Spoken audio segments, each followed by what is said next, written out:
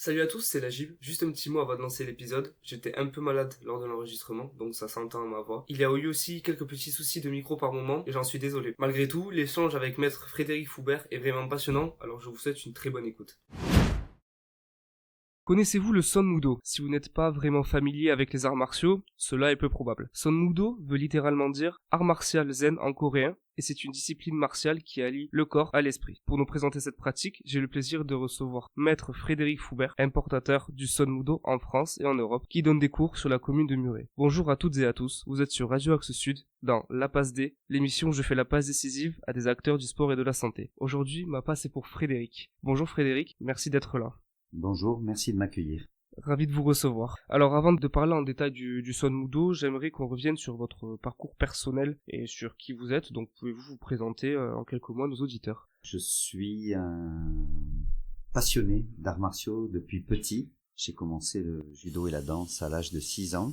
Et donc ça fait plus de 50 ans de pratique maintenant d'arts martiaux, en passant par le taekwondo. J'ai très vite été attiré par les arts coréens, parce que ce pays étant au carrefour en Asie d'autres grandes nations d'arts martiaux, comme le Japon et la Chine, j'y ai trouvé une sorte de synthèse des différentes pratiques que j'avais fait séparément par ailleurs, notamment le judo et d'autres disciplines, le sabre japonais, j'ai pratiqué aussi. Et en découvrant le taekwondo et en m'initiant au taekwondo, j'ai aussi découvert le Son Mudo. Donc c'est vraiment les arts martiaux, c'est votre passion et depuis tout petit. Et comment comment vous avez découvert ça? Comment vous êtes tombé là-dedans en fait? Je pense que j'étais dans une petite commune à côté de Toulouse, à Tournefeuille. Bon, à l'époque, c'était une petite commune. Oui, à l'époque. Maintenant, il y a plus de 20 000 habitants, mais à l'époque, c'était 2 000 habitants, c'était 100 fois moins. Il n'y avait pas beaucoup d'activités. Il y avait du judo. Il commençait à y avoir un peu les sports co. Mais ce prof de judo m'a attiré tout de suite par son aura, par son charisme. J'ai pratiqué avec lui, je pense c'est sa personnalité qui m'a plu, qui fait qu'il était très attirant. Il était à la fois intéressant pour les enfants, pour les ados et pour les adultes. À l'époque, les cours étaient pas séparés, on s'entraînait tous ensemble, petits et Enfants, grands. ados et adultes. Oui, voilà. Il n'y avait pas la pédagogie mise en place qui existe aujourd'hui. On parle des années 60, hein. Ah oui, ça remonte. Ouais, voilà. Donc du coup, c'était vraiment tout le monde ensemble et je pense que ça m'a plu de m'entraîner avec les grands et voilà. Puis parallèlement à ça, j'ai découvert la danse aussi, donc c'était aussi lié au mouvement en fait, je pense. Cette histoire du mouvement, elle était un peu en moi. J'avais besoin de bouger, d'être en mouvement et donc j'ai pratiqué les deux de front jusqu'à ce que je découvre plus tard les arts martiaux coréens et notamment le taekwondo. Donc la danse que vous avez pratiquée, c'est quel type de danse? C'est de la danse classique. Danse classique. Une des formes les plus difficiles, les plus rigoureuses. Et c'est très bizarre de commencer ça quand on est petit, quand on habite dans un village et quand on est un garçon. J'étais le seul garçon d'ailleurs du coup. Mais quelque chose m'a attiré. Je suis passé devant ce cours en allant au judo et j'ai été attiré par, je pense, la beauté du geste. Et j'y suis resté de nombreuses années à pratiquer de front les arts martiaux et la danse. Et ça m'a forgé, je pense, un bon mental pour être capable d'apprendre, de recevoir des instructions et des informations parce que les cours étaient quand même assez difficiles. Mais je crois que ça n'a pas été un obstacle pour moi. C'est vrai que dans notre idée, on va dire générale, bon, je n'ai jamais fait de danse, donc je ne sais pas vraiment de quoi je parle, mais on a tendance à se dire que la danse classique, c'est quelque chose de très rigoureux, de très demandeur. Et surtout, je suppose que quand vous êtes un garçon, à l'époque, qui commence à faire la danse classique, ça peut être, comme vous l'avez dit, vous étiez tout seul. Peut-être que mentalement ça a forgé quelque chose en vous, peut-être. Est-ce que ça vous a aidé à vous développer mentalement ou même physiquement, si vous pouvez faire un parallèle? En fait, moi c'était rigolo parce que mes copains ils me disaient mais comment ça se fait que tu fais ça, etc. et tout. Et en fait pour moi c'était normal quoi. J'avais une mentalité, je pense un petit peu à part. J'étais un esprit très libre dès que j'étais jeune. Moi j'ai grandi dans la campagne, dans la nature, etc. J'ai toujours eu un esprit très libre d'aventure et d'expérimentation. Et en fait, c'est grâce à ça que j'ai pu continuer ces disciplines-là. Alors après le judo, la danse classique, vous êtes tourné vers les arts martiaux coréens, et notamment le taekwondo, si je me trompe pas. C'est ça, il y a un maître coréen qui est arrivé à Toulouse à la fin des années 70. Donc il a commencé à donner des cours vers 1979, et tout de suite j'ai accroché à la discipline. J'étais invité par des copains qui étaient ses premiers élèves. Et qui m'ont dit, il faut que tu viennes voir ce maître, c'est extraordinaire.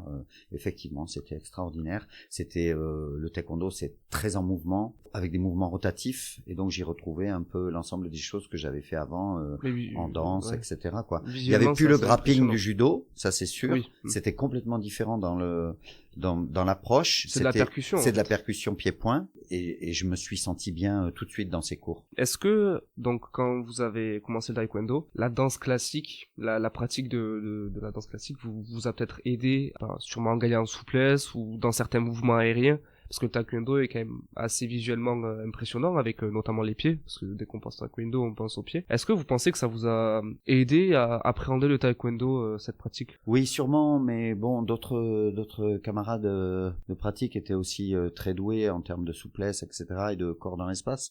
Mais ça m'a aidé en ayant cette capacité d'être rigoureux dans la pratique, et donc d'apprendre rapidement, d'aller vite, parce que j'étais hyper concentré sur le tapis. Je pense que c'est en ça que la danse m'a plutôt aidé. Donc le taekwondo, vous en avez fait longtemps? Vous êtes allé à haut niveau?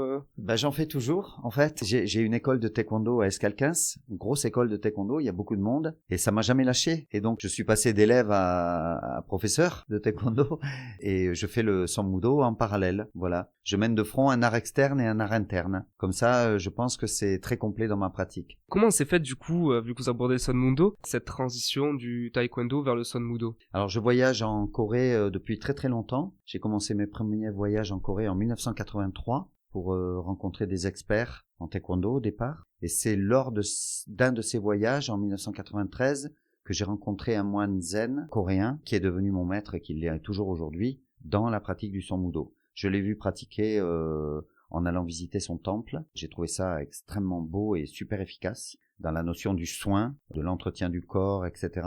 Il y avait beaucoup de choses sur ce qu'on appelle le Qigong, c'est le travail postural énergétique. Il y avait du tai chi, il y avait du yoga, il y avait évidemment l'art martial. Et donc c'était tellement complet que je suis tombé dedans tout de suite parce qu'il y avait une facette en plus qu'il n'y avait pas dans le taekwondo. C'était ce côté interne respiratoire et retour sur soi qu'on faisait peu dans le taekwondo. Le taekwondo, c'est vraiment, surtout à l'époque où j'ai commencé, c'était vraiment du sport de combat. Et en fait, dans le Sanmudo, il y avait d'autres choses et d'autres valeurs qui étaient complémentaires. Le côté un peu plus méditatif peut-être? Ouais, voilà, le côté plus interne, plus zen, comme son nom l'indique d'ailleurs dans la traduction du nom Sanmudo. Et donc, tant qu'on parle du Sanmudo, est-ce que vous pouvez nous expliquer un peu ce que c'est, son histoire, d'où ça vient, succinctement, sans non plus s'étaler? Alors, en fait, les moines bouddhistes coréens, dans l'histoire de la Corée, étaient ce qu'on appelait les précepteurs des guerriers coréens. Je résume, hein, parce que oui, c'est plus d'un millier d'années d'histoire. C'était les précepteurs des guerriers coréens et ils leur enseignaient non seulement le combat, mais aussi la littérature, l'écriture et l'étude des textes. Donc ces moines coréens, ils ont toujours combattu aux côtés des guerriers coréens, surtout à partir du 8-9e siècle et surtout au Moyen-Âge, les guerres contre le Japon, où les moines coréens étaient aussi des moines guerriers. Donc ça remonte à là, et c'est arrivé jusqu'à nous aujourd'hui par mon professeur coréen, qui vit dans un petit temple au sud de la Corée du Sud. Il perpétue cette tradition des moines guerriers, mais aussi dans l'apport du soin dans certaines pratiques. C'est vraiment un art martial ancestral. Ah oui, c'est un des plus anciens de Corée. C'est un des ancêtres de taekwondo en fait.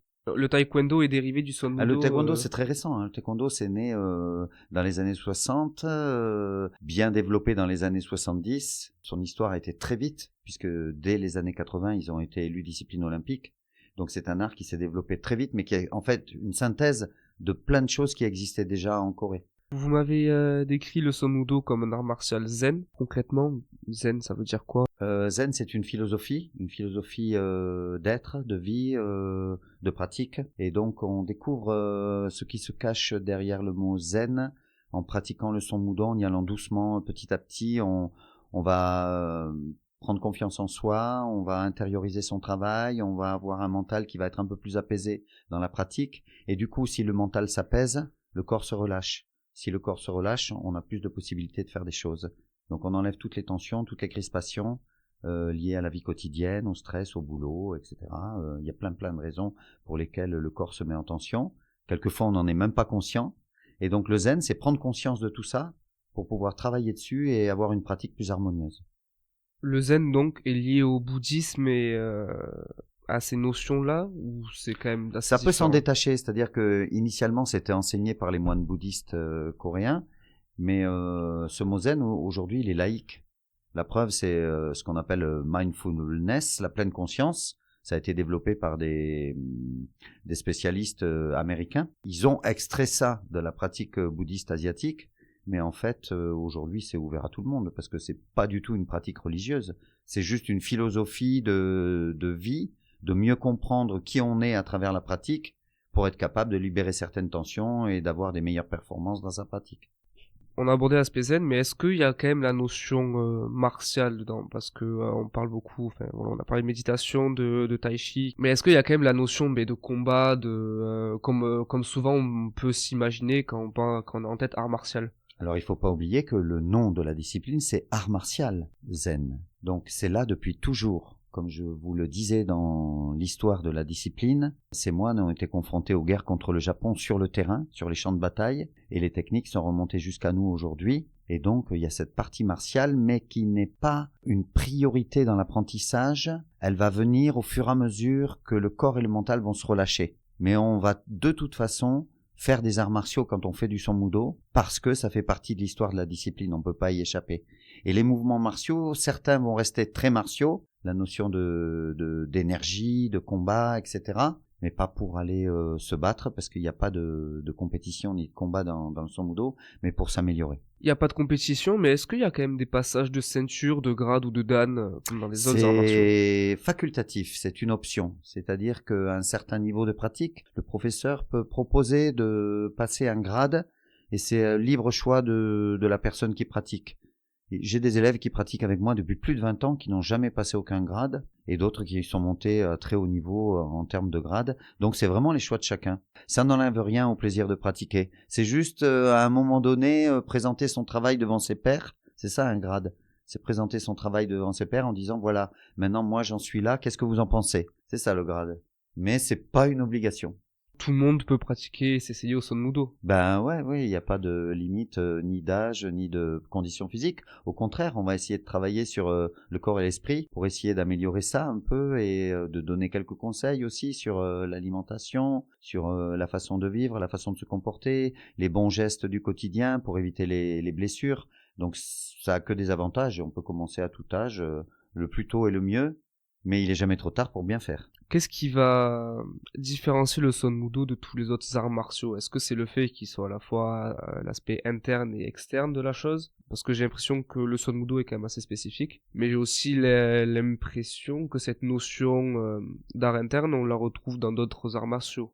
Alors, il y a certains arts martiaux. Normalement, tous les arts martiaux devraient comporter de l'interne. Si on faisait les choses correctement, on ferait un petit peu s'asseoir les gens, les faire respirer, leur faire un petit peu de yoga pour être en conscience dans le corps quand on s'étire et pas le faire de façon mécanique. Donc, a priori, ça devrait concerner tous les arts martiaux, mais c'est pas le cas et de moins en moins. Il y a beaucoup de demandes pour les arts externes. Le MMA est très à la mode. Je le comprends, mais ça ne dure qu'une partie de vie, le MMA. Tu peux pas le faire en vieillissant. Donc du coup, après, moi, je récupère les gens derrière et je les soigne. Et la différence avec les autres disciplines, c'est que on ne coupe pas le lien entre l'interne et l'externe tout au long de sa pratique. Un même cours, un seul cours, va commencer par une pratique de méditation, et puis on va faire un peu de yoga, et puis on va se relever, on va faire un peu de qigong, et on va passer aux arts martiaux. Et ça, c'est dans tous les cours, et c'est tout au long de la vie du pratiquant. Donc c'est extrêmement complet, et on lâche pas le travail sur le mental de façon à ce que le corps puisse continuer à s'améliorer. Personnellement, j'ai 64 ans, mon corps n'a jamais été aussi jeune qu'en ce moment. Je ne me suis jamais senti aussi bien. J'étais beaucoup plus blessé et en douleur à 30 ans qu'à 64. C'est impressionnant. C'est pas pour vous jeter des fleurs, mais vous faites absolument pas 64 ans, je tiens à préciser. Vous êtes celui qui a introduit donc cet art martial en France, et plus largement en Europe si je ne m'abuse. Comment cela a-t-il commencé au départ? Comment ça a évolué depuis? Alors, en fait, j'étais très surpris que mon professeur, le moine zen coréen Jogun Sol, me dise que maintenant j'étais prêt pour pouvoir l'enseigner en France. J'y avais pas pensé. C'était vraiment une pratique personnelle que je faisais pour moi parce qu'elle me faisait du bien, parce qu'elle me soignait toutes mes blessures des périodes où je combattais en taekwondo. Et donc, ça n'allait pas plus loin. Puis en 98, il m'a dit, tu sais, maintenant, si tu veux, tu peux l'enseigner. Tu as les bases. Et donc, quand je suis rentré en France, ça couru un peu dans ma tête pendant une bonne année. Et puis en 99, j'étais professeur de taekwondo. J'avais déjà une école de taekwondo à l'époque. Donc j'ai pris quelques élèves du taekwondo qui étaient volontaires et on s'est mis à faire du Son-Mudo ensemble. Et ça a démarré avec un petit noyau dans mon club en fait. les ceintures noires de taekwondo. Et puis, petit à petit, ça s'est su que je faisais cette pratique. Et d'autres professeurs sont venus me voir de l'extérieur. Et ça a grandi petit à petit comme ça, sans que vraiment je provoque la chose, mais en sentant que la demande était là. Et donc, petit à petit, pour se structurer, on a créé une école de formation des cadres. On forme des professeurs. On a un centre à Toulouse, un centre à Strasbourg et un centre à Paris maintenant. Et on forme des profs dans toute la France. Et aujourd'hui, il y a plus de 30 clubs répartis sur tout le territoire, en partant juste d'une expérience personnelle. C'est impressionnant. Donc la pratique, c'est vachement bien développé, on peut le dire. Elle se développe bien, gentiment. Il ne faut pas aller trop vite parce que c'est un art qui est très riche. Et les professeurs ont besoin de beaucoup de temps pour avoir une formation complète. Ça nécessite vraiment beaucoup d'années. C'est pas comme en yoga où tu peux former un prof en 2 ans. Là, c'est pas possible. Il faut vraiment 8, 9, 10 ans. Donc ça prend du temps. Mais aujourd'hui, comme je vous le disais, il y a plus de 30 clubs sur tout le territoire. Donc ça veut dire que les gens ont pris le temps de mûrir un peu leur pratique et d'avoir envie de la partager. L'enseignement, c'est juste avoir envie de partager, c'est seulement ça, la philosophie. Et est-ce que pour former des maîtres, parce que vous êtes, si j'ai bien compris, celui par qui tout passe entre l'Europe et la Corée, grosso modo dans la formation des instructeurs. Voilà, j'ai été nommé en 2014 représentant national de cette discipline. Et donc, ma mission, c'est de faire au mieux pour faire connaître cette discipline et la propager parce qu'elle est intéressante, elle vaut vraiment le coup et elle amène des choses complémentaires à ce qui existe déjà. Et est-ce que pour former ces maîtres-là, vous organisez des voyages en Corée, des séminaires internationaux dans le temple où par exemple vous êtes allé avec vos anciens maîtres pour former ces nouveaux maîtres? Oui, alors donc les maîtres coréens, les grands experts coréens viennent en France maintenant chaque année. Au début, on avait instauré tous les 2 ans, et puis ils y ont pris goût. Donc maintenant, ils viennent tous les ans. Cette année, le rassemblement national du Sommudo se fera en région parisienne, à Savigny, à la fin du mois de juin. L'année dernière, c'était au Krebs de Toulouse, où on a reçu 200 personnes sur tout un week-end pour pratiquer avec les grands maîtres. Et donc oui, on les reçoit, ils viennent, ils partagent, ils nous expliquent, ils nous aident à grandir un peu dans cette pratique. Et je me rends en Corée chaque année pour continuer d'étudier, parce que c'est une source d'apprentissage sans fin en fait, le Sommudo. Il n'y a pas de limite. J'ai beau être le plus gradé aujourd'hui, chaque fois que je me rends là-bas, j'ai l'impression d'être un élève débutant. Et j'y serai donc la semaine prochaine, pour encore une dizaine de jours, en train de travailler et de m'entraîner. C'est un apprentissage perpétuel qui, je suppose, ne se terminera jamais, même pour les plus grands maîtres, les plus grands moines. Oui, je le vois bien avec mes amis experts coréens qui ont plus d'expérience que moi, qui sont là-bas sur le terrain au jour le jour. Ils n'en finissent jamais de travailler quelque chose, d'étudier quelque chose, d'affiner. Et puis il faut se remettre en question parce qu'il y a aussi le temps qui passe. Donc du coup, il faut adapter sa pratique à son âge, à sa condition physique. Et donc, ne serait-ce que ça, c'est une remise en question et donc on travaille tout le temps. Qu'est-ce que le fait d'être le seul à former des instructeurs en Europe, comme on le disait, qu'est-ce que ça implique pour vous personnellement?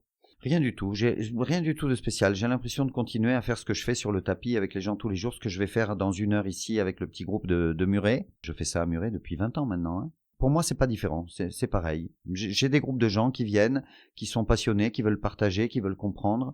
Moi, je fais humblement part de ce que j'ai cru comprendre de la pratique. Et après, libre à soi d'aller faire des recherches, d'aller en Corée, d'étudier, de rencontrer les maîtres coréens quand ils viennent ici. Moi, je fais ma part de ce que j'ai compris et puis chacun fait la sienne. Donc en fait, à travers des clubs comme celui de Muret, par exemple, qu'on va aborder dans quelques instants, vous initiez les gens à découvrir cette discipline, mais derrière, c'est à eux de venir faire le travail mental ou physique, d'approfondir leur découverte de cette discipline, c'est bien ça? Quand on est un pratiquant d'arts martiaux, on devient un chercheur. C'est-à-dire qu'il ne faut pas attendre que le prof mâche tout pour vous et vous le mette dans la bouche. Il faut se mettre au boulot. Il faut prendre le temps de comprendre ce qu'on est en train de vivre. Qu'est-ce qui crée des tensions dans les mouvements? Qu'est-ce qui fait qu'on y arrive ou qu'on n'y arrive pas? Et donc, on est un chercheur permanent à partir du moment où on commence à pratiquer et où on se rend compte que ça nous fait du bien. Tout le monde n'est peut-être pas fait pour faire du Sommudo. Chacun doit trouver sa voie. Il y en a, ça va être le judo, le karaté, etc., etc. Mais quand on rentre dans cette pratique, on va se rendre compte que ça peut nous emmener assez profondément en nous et assez loin dans une durée de temps de pratique. C'est vrai que là, comment on en parle, c'est quand même assez impressionnant de se dire que vous êtes en meilleure forme là à 64 ans qu'à 30 ans. Quand à 30 ans, on sait que c'est à peu près le pic de forme pour un adulte homme moyen. C'est le Son Mudo, là, cette pratique-là, à l'esprit ou au corps qui vous a aidé. Ben, il faut bien se rendre compte quand même qu'à 30 ans, beaucoup d'athlètes de haut niveau, c'est un peu la fin de carrière. Si on prend les footballeurs, etc., ils commencent à se poser des questions à partir de 30 ans. Ils vont jusqu'à 34, 35 aujourd'hui, 36, 37, parce que les soins médicaux ont beaucoup progressé. Et moi, j'ai commencé à 6 ans. Donc, à 30 ans, j'avais déjà presque 25 ans de pratique. Du coup, le corps était déjà usé. Les destins de la vie ont fait que j'ai rencontré ces moines qui m'ont soigné, qui m'ont remis sur pied, qui m'ont donné des méthodes pour faire circuler mon énergie un petit peu mieux à travers la respiration correcte. En quoi la philosophie du Son Mudo peut aider vos élèves, ou peut-être plus largement chacun d'entre nous, dans la vie de tous les jours?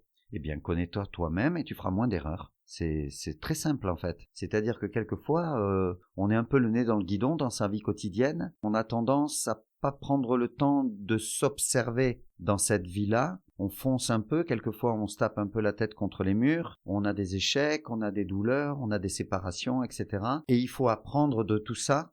Et je pense que ces pratiques-là, elles nous aident à être plus lucides sur tous ces apprentissages, de façon à en tirer les leçons pour pouvoir avancer. C'est simplement un soutien complémentaire pour notre vie de tous les jours. Il ne doit pas y avoir de rupture entre ce qu'on vit sur le tapis et à ce qu'on vit à la maison. Oui. C'est complémentaire. Oui, c'est pas on entre dans le gymnase, donc on pose le cerveau, on se focus, et une fois qu'on rentre à la maison... Ouais, les mauvaises habitudes repartent. Non, ben non, il faudrait pas. Il faudrait justement que ça nous aide à construire quelque chose d'un peu pérenne et d'un peu durable qui nous aide tous les jours, quoi. Donc vraiment, plus que, on va dire, une pratique sportive, ça va vraiment développer une sorte de philosophie ou de discipline de vie. Oui, et nous aider à avoir une meilleure lucidité sur soi, sur ce qui nous entoure, avec les autres, prendre conscience de ce qu'on est, de son environnement. C'est ça la philosophie zen en fait. On en revient à la question de tout à l'heure, mais c'est exactement ça. C'est pas quelque chose qui est coupé du monde, c'est quelque chose qui nous y ramène avec plus d'intensité. À titre personnel, même bon, si on l'a déjà un peu évoqué, qu'est-ce que vous a apporté et vous apporte encore aujourd'hui le Son Mudo? Ce sont des rencontres, des belles rencontres, beaucoup de rencontres avec beaucoup de monde. Ça, c'est fabuleux, ça n'a pas de prix. Les gens avec qui je pratique, ces experts coréens qui sont devenus des amis et des référents, les gens que je peux rencontrer avec qui j'ai l'occasion de pouvoir partager ma passion dans d'autres domaines aussi. J'ai beaucoup d'amis experts d'arts martiaux dans plein de domaines différents et on échange et on retrouve beaucoup de points communs à travers cette passion justement. Et en fait, comme je suis quelqu'un qui vit les choses complètement et pleinement, je crois que j'ai trouvé ma plénitude dans cette pratique. C'est ça que ça m'apporte, c'est-à-dire une plénitude de vie où je sais pourquoi je me lève le matin. Et ça, c'est très important. C'est vraiment ce que vous faites de votre vie, hein, vous n'avez pas de travail à côté. Non, j'ai vraiment... jamais rien fait d'autre que des arts martiaux. Tout à l'heure, vous disiez que vous continuiez à pratiquer le taekwondo. Oui. Est-ce que vous pensez que... Bon, je pense déjà connaître la réponse, mais la pratique du Son Mudo vous a aussi aidé à améliorer votre taekwondo, qui est du coup plus dans la percussion, comme vont l'être d'autres sports de combat ou d'arts martiaux, à la différence du Son Mudo? Ça m'a tellement aidé que en 1995 ou 16, j'étais sur le point d'arrêter le taekwondo. J'étais un peu à saturation. J'en avais vraiment marre de prendre des coups et d'être blessé tout le temps. Et ça m'a redonné un deuxième souffle en fait, parce qu'on m'a aidé avec le Son Mudo à comprendre le mouvement, à mieux le gérer dans sa réalisation et dans son optimisation. Et donc j'ai transféré pas mal de choses acquis en Son Mudo dans le taekwondo que j'enseigne aujourd'hui, ce qui me permet de faire du taekwondo encore maintenant en ayant commencé très tôt pour tout le monde. C'est-à-dire aujourd'hui j'ai des élèves qui ont de 4 ans à 77 ans. Et je peux le faire, je pense, grâce à ce que j'ai acquis dans la compréhension du Son Mudo. Est-ce que vous avez des sources d'inspiration, de motivation, que ce soit par rapport au Son Mudo, aux arts martiaux, de France, de Corée? Est-ce que vous avez, oui, des gens, ou peut-être des livres, des citations qui vous inspirent ou vous motivent? Non, je suis simplement imprégné de mes apprentissages avec tous les experts coréens au fil de ces années, hein, puisque je vous ai dit tout à l'heure, ça remonte à 1983, les premières rencontres. Donc j'ai mon vieux maître de taekwondo qui fête ses 80 ans cette année, que je vais revoir la semaine prochaine. Il y a ce moine zen qui m'enseigne le Son Mudo. Ce sont mes sources d'inspiration parce que c'est du dialogue vivant et ils ont toujours les mots justes au bon moment en fait. Et donc je reviens, je suis rempli philosophiquement et énergétiquement et de technique aussi parce que finalement tout va ensemble. Ces moines-là, on est d'accord, sont dans des temples Oui. et vivent pour ça. Voilà, on va les voir si on veut et c'est ouvert à tout le monde. Ah, les temples sont ouverts à tout le monde? Oui, ils sont Parce ouverts à qu'on tout peut, le monde on en peut imaginer Corée. le temple assez fermé. Non, en Corée les temples sont ouverts. On peut leur rendre visite tout le temps. On peut aller discuter avec eux, ils sont très ouverts, ils adorent partager, nous faire comprendre un petit peu pourquoi ils sont là, qu'est-ce qu'ils font, qu'est-ce qui ont fait leur choix aussi, parce que comme nous, ils ont fait des choix. Et qu'est-ce qui fait que à 20 ans après tes études, tu décides de devenir moine zen bouddhiste en Corée, enfin dans ce pays qui est ultra moderne, ultra industrialisé, qui est ouvert sur le monde entier. Voilà, c'est des choix de vie et ça fait du bien dans ce monde de rencontrer des gens comme ça qui se posent et puis qui nous reçoivent de façon très ouverte. Pour les auditeurs qui sont pas familiers avec les arts martiaux en général, est-ce que vous aurez un petit conseil, une habitude dérivée du Son Mudo pour mettre en place au quotidien? C'est compliqué parce qu'il faut passer par quelques cours pour pouvoir avoir des outils et on peut pas inventer ces outils par correspondance. Donc il faut rencontrer des experts, il faut aller faire quelques cours d'essai, discuter avec eux et voir s'ils ont des choses à vous proposer parce qu'il faut que chacun trouve ce qui lui correspond. Donc du coup c'est difficile d'avoir un avis général, mais en général mettre en route une petite pratique et quelques mouvements de respiration le matin avant le petit déjeuner, c'est super bien, ça met en forme pour la journée, mais les outils il faut les voir avec un prof. Donc vous avez un club à Muret, est-ce que vous voulez donner peut-être les coordonnées pour si les gens veulent s'essayer au Son Mudo, pour s'inscrire? Alors ils peuvent nous joindre au 06 20 63 20 68, 06 20 63 20 68. On leur répondra avec gentillesse. Il y a 3 cours par semaine, le mardi midi, le vendredi midi et le jeudi soir. Donc ils ont 3 cours de dispo pour venir essayer et peut-être choisir l'horaire qui leur correspond le mieux en fonction de leur activité. Est-ce qu'il y a un endroit, je sais pas, peut-être un site internet, des réseaux sociaux où on peut suivre votre travail? Sur Facebook, Son Mudo Muret, tout simplement, et le site www.sonmudo.eu. Merci beaucoup, Maître Foubert, d'avoir pris le temps de nous présenter votre discipline et d'avoir partagé votre passion avec les auditeurs et moi-même. C'était la Gib dans La Pasée sur Radio Axe Sud. Merci de nous avoir écoutés, prenez soin de vous et n'oubliez pas, un corps qui bouge, c'est un esprit qui respire. À bientôt. Merci d'avoir écouté cet épisode de La Passe D. Si tu as aimé découvrir le Son Mudo et l'univers de Maître Foubert, pense à liker la vidéo, t'abonner à la chaîne et partager autour de toi. Ça m'aide énormément à faire connaître le format. On se retrouve lundi prochain pour une nouvelle passe décisive.